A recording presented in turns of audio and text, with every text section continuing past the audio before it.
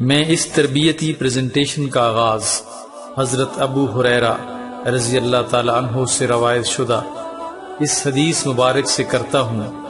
وہ نبی کریم صلی اللہ علیہ وسلم سے روایت فرماتے ہیں کہ حج اور عمرہ کرنے والے اللہ تعالیٰ کے مہمان ہیں، اگر اس سے دعا کریں ان کی دعا قبول فرماتا ہے، اور اگر اس سے بخشش طلب کریں ان کو بخش دیتا ہے۔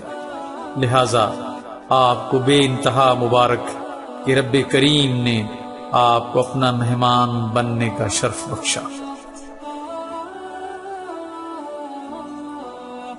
سب سے پہلے میں حج کی مختلف اقسام کا مختصر تعارف کراتا ہوں۔ حج کی پہلی قسم حج افراد ہے، یعنی ایام حج میں صرف حج کیا اور عمرہ نہ کیا، اس حج میں قربانی واجب نہیں ہوتی۔ حج کی دوسری قسم حج تمتع ہے، یعنی ایک ہی سفر میں پہلے عمرے کا احرام باندھا، طواف و سعی کے بعد حلق کر کے اس احرام سے فارغ ہو گیا، پھر حج کا وقت آیا تو حج کا احرام باندھا، کیونکہ ایک ہی وقت میں دو عبادتیں جمع کر لیں اور دوہرا فائدہ اٹھا لیا، اسے متمتع کہتے ہیں اور اس پر قربانی واجب ہوتی ہے۔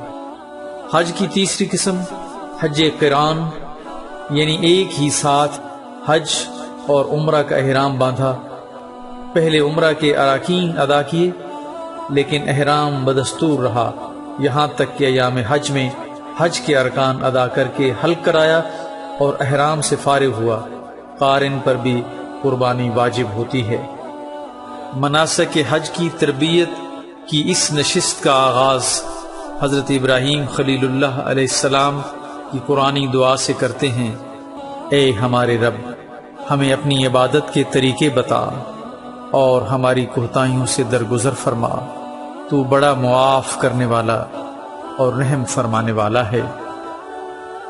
اب اعمال حج کا خلاصہ بیان کیا جاتا ہے تاکہ ان کی اہمیت کو ذہن میں رکھتے ہوئے مناسک حج کو سمجھنے میں آسانی ہو۔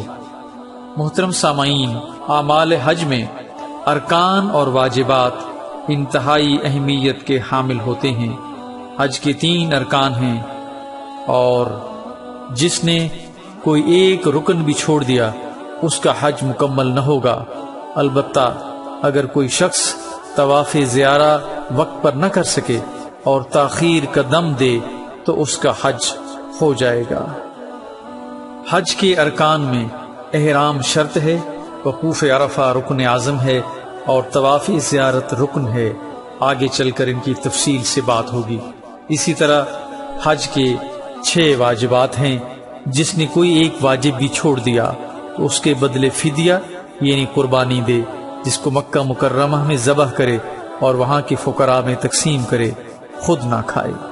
حج کے واجبات میں وقوف مزدلفہ، رمی جمرات، قربانی، حجامت، سعی اور طواف وداع شامل ہیں۔ اب حج تمتع کا مصنون طریقہ بیان کیا جاتا ہے۔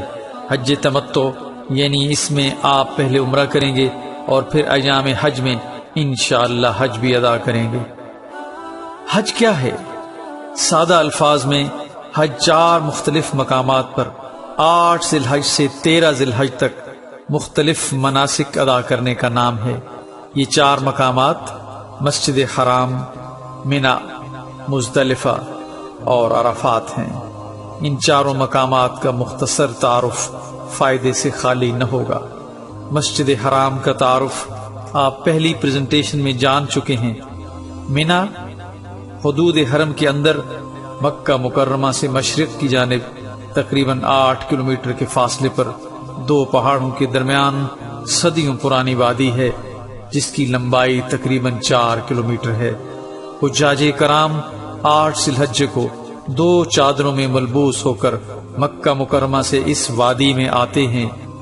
یہی وہ وادی ہے جہاں حضرت ابراہیم خلیل اللہ اپنے پیارے لخت جگر کو اللہ کی راہ میں قربان کرنے کے لیے تیار ہو گئے۔ یہاں کی بڑی مسجد کا نام مسجد خیف ہے۔ مزدلفہ کا میدان منی کی وادی سے بالکل جڑا ہوا ہے اور یہاں سے میدان عرفات کا فاصلہ تقریباً 9 کلومیٹر ہے۔ یہاں کی بڑی مسجد کا نام مشعر الحرام ہے۔ خواتین و حضرات، عرفات کا میدان حدود حرم سے باہر واقع ہے۔ اس میدان میں جبل الرحمہ نامی پہاڑی موجود ہے، جہاں پر نبی کریم صلی اللہ علیہ وسلم نے خطبہ حجت الوداع بیان فرمایا تھا۔ یہاں کی بڑی مسجد کا نام مسجد نمرہ ہے۔ اسی میدان میں 9 ذی الحج کو حاضر ہو کر دعائیں کرنا حج کا رکن اعظم ہے۔ اب حج کے مناسک کی تفصیلاً بات کرتے ہیں۔ پہلے عرض کر چکا ہوں کہ 8 سے 13 ذی الحج تک کے دنوں میں مناسک حج ادا کیے جاتے ہیں۔ 8 ذی الحج کو آپ اپنی قیام گاہ سے حج کا احرام باندھیں گے۔ احرام باندھنے سے پہلے عمرے کے احرام کی طرح ناخن تراشنا، مونچھوں کے بال کم کرنا، زیر ناف اور زیر بغل بال صاف کرنا مستحب، جبکہ غسل کرنا سنت ہے۔ احرام سے قبل غسل حیض اور نفاس والی خواتین کے لیے بھی سنت ہے۔ احرام کی چادریں اوڑھنے کے بعد نماز برائے احرام ادا کیجیے۔ اس کے بعد حج کی نیت کیجیے۔ عربی زبان میں اللہم لبیک حجہ کہیں یا اپنی زبان میں کہیں اے اللہ، میں تیری رضا کے لیے حج کی نیت کرتا ہوں، تو اسے میرے لیے آسان کر دے اور قبول فرما لے۔ نیت کے بعد مرد 3 بار بلند آواز میں اور خواتین آہستہ تلبیہ پڑھیں۔ لبیک اللہم لبیک، لبیک لا شریک لک لبیک، ان الحمد والنعمت لک والملک لا شریک لک۔ تلبیہ پکارنے کے بعد دعا کرنا سنت عمل ہے۔ آپ نے مکہ مکرمہ میں اپنی رہائش گاہ سے منا روانہ ہونا ہے۔ آج کل رش سے بچنے کے لیے معلم کے ذمہ دار افراد 7 ذی الحجہ کو ہی منا لے جاتے ہیں، ان سے اس سلسلے میں تعاون کریں۔ منا جاتے ہوئے آپ صرف ضروری سامان لے کر جائیں، جس کی فہرست میں شلوار قمیض 1 عدد، جوتا 1 عدد، حجامت کا سامان، بلیڈ، سیفٹی، ریزر، کینچی وغیرہ، گرم چادر 1 عدد، سردیوں کے موسم کے لیے چھتری 1 عدد، برتن 1 پلیٹ، مگ اور چمچ، متفرق سامان، ٹیشو پیپرز، کھانے پینے کی اشیاء یعنی بسکٹ، ڈبل روٹی وغیرہ، دعاؤں کی کتاب، کنکریوں کی تھیلیاں، صابن بغیر خوشبو، شیمپو، چاقو، چھری، ادویات، تکیہ، موبائل فون اور 1 ایکسٹینشن بورڈ اور بیٹری، چٹائی، ٹوتھ پیسٹ اور ٹوتھ برش۔ ایک ہی احرام جو آپ نے پہنا ہوا ہے وہی کافی ہوگا۔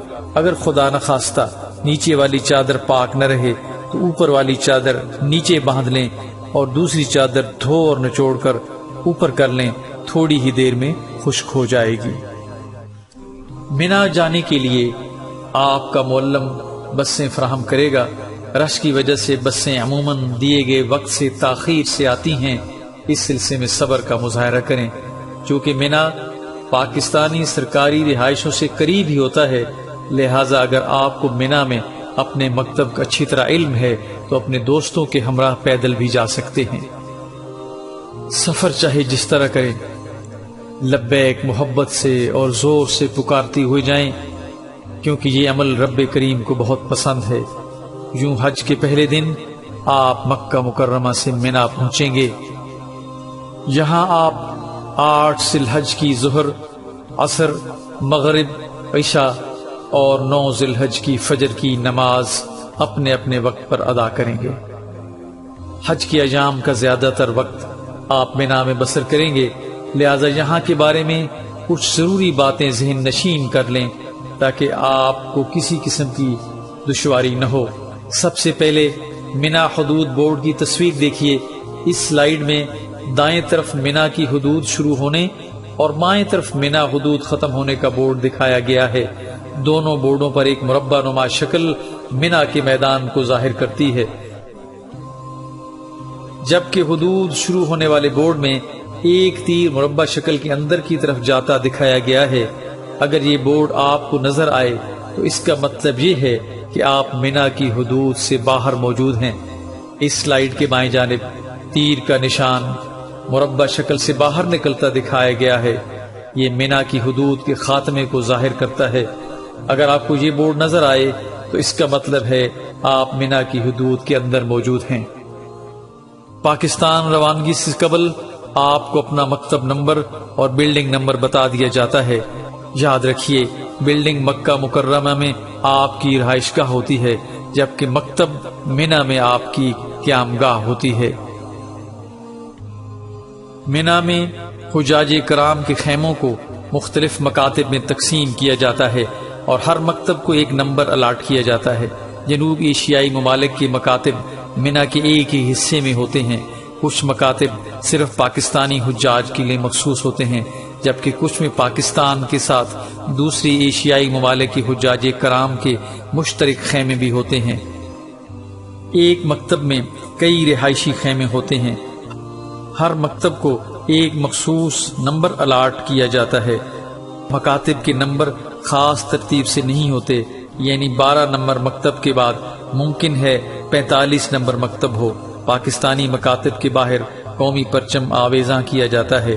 جب بھی پہلے دن اپنے مکتب میں جائیں، اس کی سڑک کا نمبر اور پول نمبر اپنے پاس لکھ کر محفوظ کر لیں۔ پول نمبر کی اہمیت تھوڑی دیر بعد بیان کی جائے گی۔ مینا روانگی سے قبل معلم کے دفتر کے ذمہ داران آپ کو مکتب کارڈ دیں گے، جو اس سلائیڈ پر دکھایا گیا ہے۔ یہ نہایت ہی اہم کارڈ ہے۔ اس پر آپ کی بلڈنگ نمبر، مکتب نمبر، خیمہ نمبر، مینا میں مکتب کا پتہ اور عرفات میں خیمے کا پتہ درج ہے۔ خدا نخواستہ راستہ کھو جانے کی صورت میں معاونین کو یہ کارڈ دکھا کر آپ اپنے مکتب میں آسانی سے پہنچ سکتے ہیں۔ مینا میں سڑک کنارے لگے ہوئے بورڈ آپ کو اپنی منزل کی طرف جانے میں رہنمائی فراہم کرتے ہیں، لہٰذا ان بورڈوں پر لکھی ہوئی تحریریں اچھی طرح سمجھ لیجئے۔ قبلہ سمت بورڈ مینا، مزدلفہ اور عرفات کے میدانوں میں قبلہ کی سمت ظاہر کرنے کے لیے لگائے جاتے ہیں۔ مینا کے میدان کو 7 مختلف زون میں تقسیم کیا گیا ہے۔ ہر علاقے کا زون نمبر پیلے رنگ کے بورڈ پر نمایاں لکھا جاتا ہے تاکہ حجاج کرام کو اپنے زون کے بارے میں معلوم ہو سکے۔ پول نمبر کا بورڈ سب سے زیادہ اہمیت کا حامل ہے۔ اس بورڈ پر خیمے کا نشان بنا ہوتا ہے۔ خیمے کے نشان کے اوپر عربی زبان میں جبکہ نیچے انگریزی زبان میں پول نمبر لکھا ہوا ہوتا ہے۔ دکھائی گئی تصویر میں 11/610 کا مطلب یہ ہے کہ 610 نمبر سڑک کا 11 نمبر پول۔ اپنے مکتب کا پول نمبر ہاتھ پر بنے شناختی بینڈ پر بھی لکھ لیجئے، اور کسی وقت بھی اپنے مکتب کا راستہ کھو جانے کی صورت میں کسی بھی معاون کو پول نمبر دکھا کر آپ رہنمائی حاصل کر سکتے ہیں۔ حجاج کرام کو مینا اور عرفات میں مفت بھی سہولیات فراہم کرنے کے لیے سعودی حکومت کئی چھوٹے بڑے ہسپتال قائم کرتی ہے۔ مینا کے وضو خانوں میں نماز کے اوقات سے پہلے بہت بھیڑ ہو جاتی ہے، لہذا وضو کے لیے مناسب وقت کا انتخاب کیجیے۔ غسل خانوں اور وضو کی ٹوٹیوں میں پانی زیادہ پریشر سے آتا ہے، لہذا استعمال کے وقت انہیں احتیاط سے کھولیے۔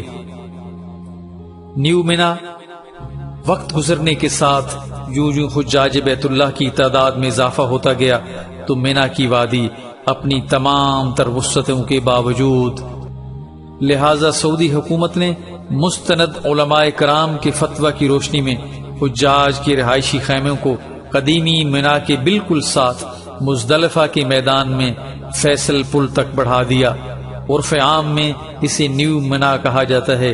یہاں حجاج کرام کا ٹھہرنا ان کے مینا کے قیام کو ہی ظاہر کرتا ہے۔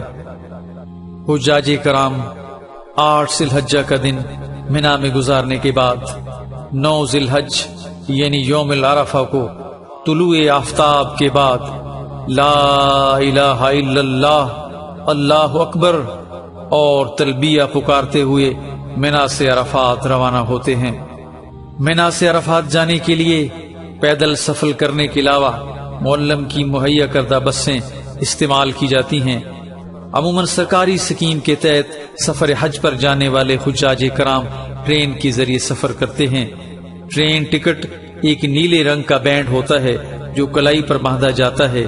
حج کے تمام دنوں میں ٹکٹ کلائی پر ہی بندھا رہتا ہے اور تمام سفر کے لیے یہ قابل قبول ہوتا ہے۔ یہاں مختلف تصاویر میں عرفات کا ریلوے پلیٹ فارم اور ٹرین میں سوار ہوتے ہوئے مسافر دکھائے گئے ہیں۔ اس تصویر میں عرفات کی حدود شروع ہونے اور ختم ہونے کے بورڈ دکھائے گئے ہیں۔ یہ بھی بالکل منا حدود بورڈ کی طرح ہیں، صرف رنگت میں فرق ہے۔ یہاں پر عرفات کے پرانے حدود بورڈ نظر آ رہے ہیں جو آج بھی عرفات کے میدان میں موجود ہیں۔ وقوف عرفہ حج کا رکن اعظم ہے، اس کے بغیر حج نہیں ہوتا۔ عرفہ کا دن سب سے بہترین دن کہ جس دن حجاج عرفات کے میدان میں جمع ہوتے ہیں اور مغرب تک وہاں رہتے ہیں۔ اس دن اللہ تعالی فرشتوں سے اپنے بندوں کا ذکر فخریہ طور پر فرماتے ہیں اور ان کی خطائیں معاف فرماتے ہیں۔ اس تصویر میں میدان عرفات میں موجود وضو خانے دکھائے گئے ہیں۔ عرفات کے میدان میں غسل کرنا سنت ہے۔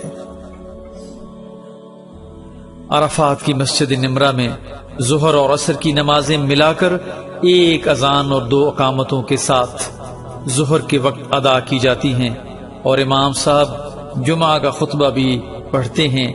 اگر آپ مسجد نمرہ آسانی کے ساتھ جا سکتے ہیں تو امام صاحب کی اقتداء میں اسی طرح نمازیں قصر ادا کریں، اور اگر آپ مسجد نمرہ سے دور اپنے مکتب میں ہیں تو ظہر اور عصر کی نمازیں اپنے اپنے وقت پر ادا کریں۔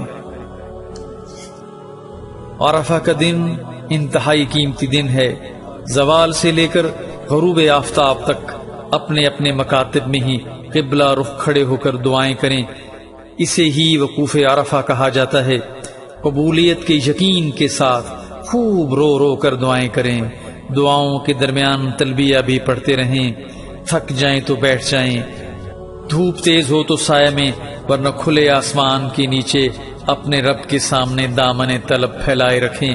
گن گن کر ایک ایک گناہ کی استغفار مانگ لیں۔ آج اپنے گناہ بخشوانے کا دن ہے۔ زندگی کے ان قیمتی لمحات کو ہرگز خالی نہ چھوڑیں۔ غروب آفتاب کے بعد نماز مغرب ادا کیے بغیر سکون و وقار کے ساتھ تلبیہ پکارتے ہوئے حجاج کرام مزدلفہ کے لیے روانہ ہوتے ہیں۔ محترم حجاج کرام، عموماً ہم سورج غروب ہوتے ہی مغرب کی نماز ادا کرتے ہیں، لیکن آج سورج غروب ہو گیا، ہم نماز مغرب ادا نہیں کریں گے۔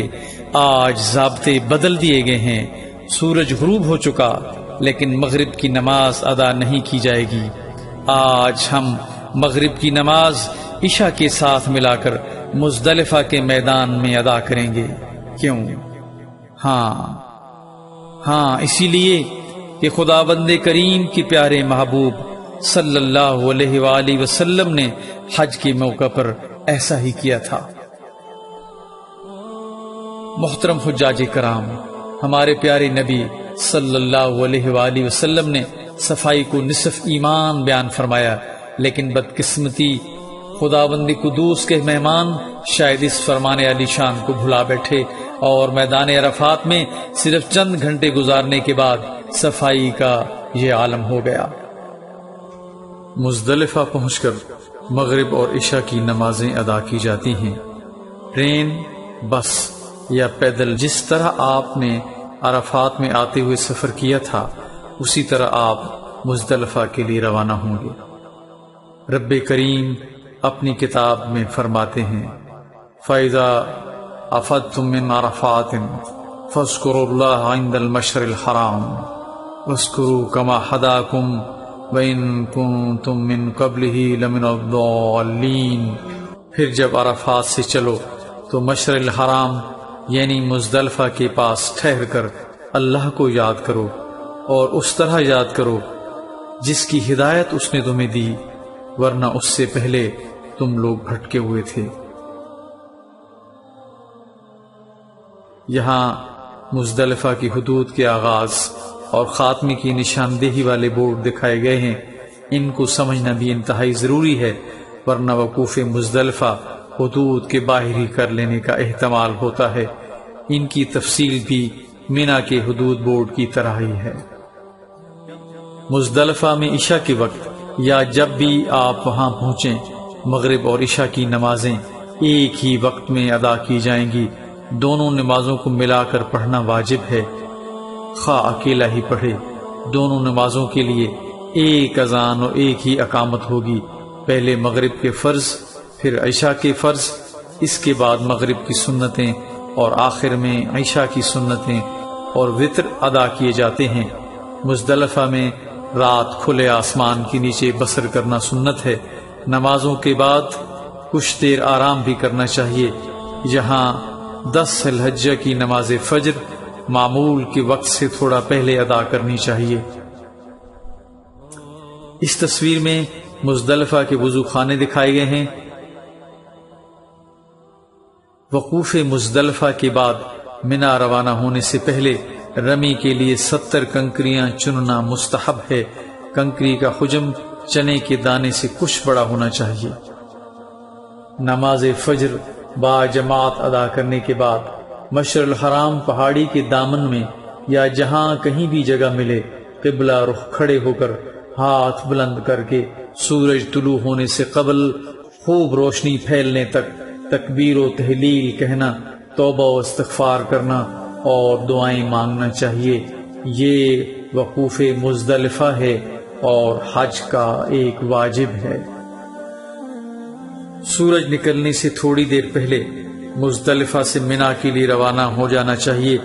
یہ سفر پیدل کیا جاتا ہے کیونکہ مزدلفہ اور منا کے درمیان فاصلہ بہت کم ہے۔ اس تصویر میں فیصل پل دکھایا گیا ہے جس کی ایک طرف مزدلفہ کا خالی میدان اور دوسری طرف منا کے خیمے ہیں۔ مزدلفہ سے منا جاتے ہوئے جب آپ پل کے نیچے سے گزریں تو یقین کر لیں کہ آپ کا مکتب جس سڑک پر واقع ہے آپ اسی سڑک پر رواں دواں ہیں۔ یہاں منا کی بڑی سڑکیں دکھائی گئی ہیں جن کے نام طریق سوق العرب، طریق الجواہرہ، پیدل چلنے کا راستہ یعنی طریق مشاع اور طریق ملک فیصل ہیں۔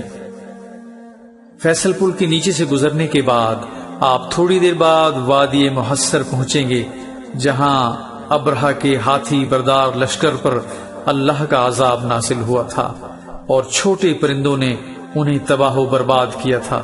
یہاں سب بڑی سڑکیں ایک دوسرے سے مل جاتی ہیں اور اس وادی سے تیزی سے گزرنا چاہیے۔ اس تصویر میں دکھائے گئے بورڈ کے نیچے سے اپنی مطلوبہ سڑک کا درست انتخاب دوبارہ کر لینا چاہیے۔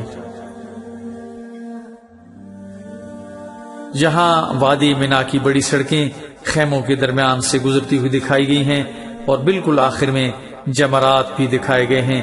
تصویر کے بائیں حصے میں ریلوے ٹریک بھی نظر آ رہا ہے جو ایک پل پر چلتا ہے۔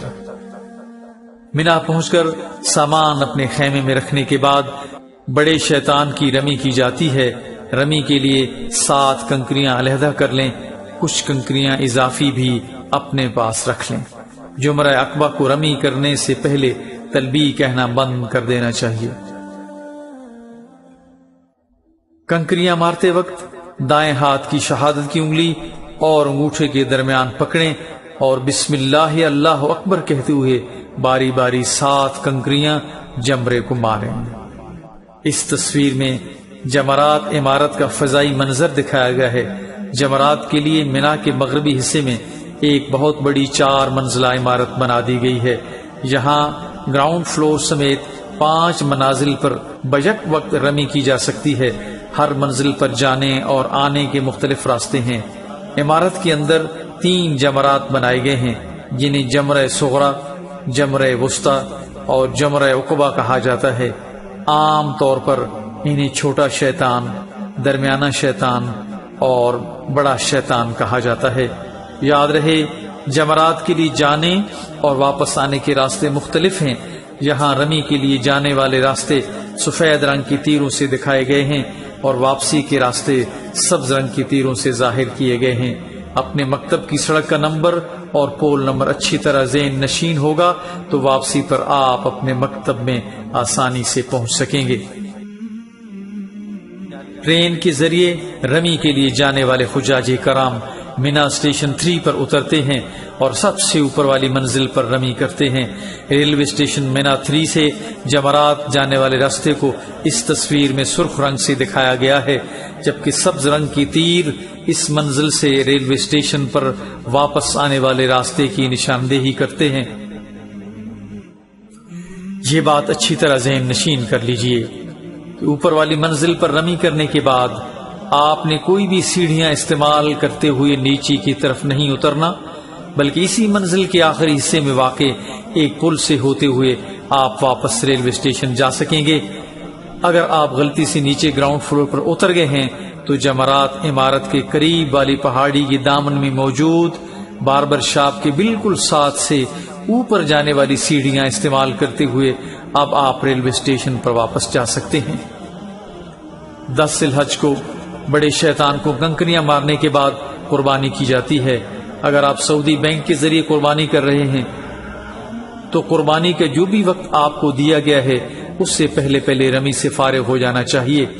قربانی کے بعد سر کے بال منڈوائے جاتے ہیں یا چھوٹے کروائے جاتے ہیں۔ اس کے بعد احرام کی چادریں اتار کر غسل کر کے عام لباس پہن لیا جاتا ہے۔ اب آپ مینا سے مکہ مکرمہ بیت اللہ شریف کے طواف زیارہ اور سعی کے لیے تشریف لے جائیں گے۔ نوٹ کریں کہ 10 ذی الحج حاجی کا مصروف ترین دن ہے۔ طواف زیارہ کے لیے آپ پیدل جا سکتے ہیں یا پبلک بس سروس استعمال کرتے ہوئے بھی جا سکتے ہیں۔ اگر آپ کا مکتب جمرات سے زیادہ فاصلے پر ہو تو آپ مکتب سے جمرات تک کا سفر ٹرین پر کریں اور ریلوے اسٹیشن کے پل سے اترتے ہی تقریباً 300 میٹر کے فاصلے پر بس سٹاپ ہے، یہاں سے آپ حرم جانے کے لیے بس استعمال کر سکتے ہیں۔ اس تصویر میں جمرات کی عمارت مسجد حرام تک جانے والے پیدل راستے کی نشاندہی سرخ رنگ سے کی گئی ہے۔ یہ ایک سایہ دار راستہ ہے اور جگہ جگہ پینے کے ٹھنڈے پانی کے کولر نصب کیے گئے ہیں۔ طواف زیارہ جانے کے لیے یہ سب سے مناسب طریقہ ہے۔ مینا میں 3 بڑے پل ہیں جن کو مقامی زبان میں کبری خالد، کبری عبدالعزیز اور کبری فیصل کہا جاتا ہے۔ ان پلوں کے اوپر سے بھی مسجد حرام جانے کے لیے بسیں مل جاتی ہیں۔ مینا سے مکہ مکرمہ جا کر طواف زیارہ کرنا، زمزم پینا اور کچھ حصہ سر پر بہانا چاہیے۔ طواف کرنے کا طریقہ پہلی پریزنٹیشن میں تفصیل سے بیان کیا جا چکا ہے۔ یاد رہے طواف زیارہ حج کا رکن ہے۔ خواتین و حضرات، جب طواف زیارہ کے لیے آپ مسجد حرام میں داخل ہوں گے تو آج بیت اللہ شریف نئے کپڑے پہن کر آپ کا استقبال کرے گا، کیونکہ 9 ذی الحج کو جب آپ عرفات میں موجود تھے تو بیت اللہ شریف کا غلاف تبدیل کر دیا گیا تھا۔ طواف زیارہ کے بعد سعی کرنا واجب ہے۔ طریقہ پہلی پریزنٹیشن میں تفصیلی بیان ہو چکا ہے۔ طواف زیارہ اور سعی کرنے کے بعد حجاج کرام مینا واپس لوٹ جاتے ہیں۔ 11، 12 اور 13 ذی الحج کو ایام تشریق کہا جاتا ہے۔ یہ دن حجاج کرام مینا میں گزارتے ہیں۔ اس دوران کثرت سے توبہ استغفار، حمد و ثنا، لا الہ الا اللہ اور اللہ اکبر کا ورد کرتے ہوئے دعائیں مانگنا چاہیے اور اس قیمتی وقت کو ضائع نہیں کرنا چاہیے۔ ایام تشریق میں مینا کے خیموں کا اندرونی منظر اس تصویر میں دکھایا گیا ہے۔ 11، 12 اور 13 ذی الحج کو حجاج روزانہ زوال آفتاب کے بعد جمرہ اولا، جمرہ وسطی اور جمرہ عقبہ کی بالترتیب رمی کرتے ہیں۔ چھوٹے اور درمیانے جمرے پر رمی کرنے کے بعد قبلہ رخ ہو کر دعا کرنا سنت عمل ہے، جبکہ بڑے جمرے کو رمی کرنے کے بعد دعا مانگے بغیر واپس لوٹ جانا چاہیے۔ جبکہ بڑے جمرے سے رمی کرنے کے بعد دعا مانگے بغیر واپس لوٹ جانا چاہیے۔ جن جمرات پر دعا مانگنا سنت ہے ان کے بعد قبلہ سمت بورڈ بھی لگا دیے گئے ہیں تاکہ حجاج کرام کو آسانی ہو۔ 12 ذی الحج کو مینا سے واپس جا سکتے ہیں۔ اگر اس دن واپس جانا ہو تو غروب آفتاب سے قبل منا سے نکل جانا چاہیے۔ آخری دن اگر جمرات کی دوسری منزل پر رمی کی جائے تو وہاں سے عزیزیہ جانے کا خاص راستہ بنایا گیا ہے۔ گراؤنڈ فلور سے دوسری منزل پر جانے کے لیے بھی ایک خاص راستہ بنایا گیا ہے جو سیڑھیوں سے ہوتا ہوا دوسری منزل پر لے جاتا ہے۔ حجاج کرام دوسری منزل پر رمی کرنے کے بعد عزیزیہ کا مخصوص راستہ استعمال کرتے ہوئے اپنی عمارات میں واپس جا سکتے ہیں۔ قرآن مجید کی اس آیت کریمہ میں حجاج کرام کو اجازت مرحمت فرمائی گئی ہے کہ اگر وہ چاہیں تو 12 ذی الحج کو منا سے مکہ مکرمہ واپس چلے جائیں، اور اگر چاہیں تو 13 ذی الحج کو واپس جائیں۔ واذكروا الله في أيام معدودات فمن تعجل في يومين فلا إثم عليه ومن تأخر فلا إثم عليه لمن اتقى واتقوا الله واعلموا أنكم إليه تحشرون۔ اور قیام منا کے دنوں میں جو گنتی کے دن ہیں اللہ کو یاد کرو۔ اگر کوئی جلدی کرے اور 2 ہی دن میں چل دے تو اس پر بھی کچھ گناہ نہیں، اور جو بعد تک ٹھہرا رہے اس پر بھی کچھ گناہ نہیں۔ یہ باتیں اس شخص کے لیے ہیں جو اللہ سے ڈرے، اور تم لوگ اللہ سے ڈرتے رہو اور جان رکھو کہ تم سب اس کے پاس جمع کیے جاؤ گے۔ حج کے تمام ارکان اور واجبات ادا کرنے کے بعد آپ صلی اللہ علیہ وآلہ وسلم کی سنت مبارکہ پر عمل کرتے ہوئے حج کا آخری عمل طواف وداع کرنا ہے۔ طواف وداع حج کا آخری واجب ہے جسے وطن لوٹنے سے قبل ہر حاجی پر ادا کرنا ضروری ہے۔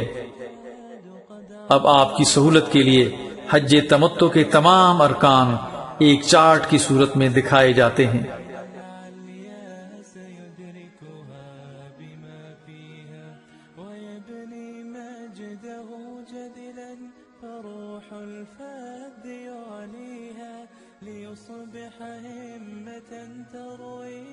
الحمدللہ آپ کا حج مکمل ہوا۔ اللہ تعالی آپ کا حج مبرور کرے، آمین۔ ربنا تقبل منا انك انت السميع العليم وتب علينا انك انت التواب الرحيم۔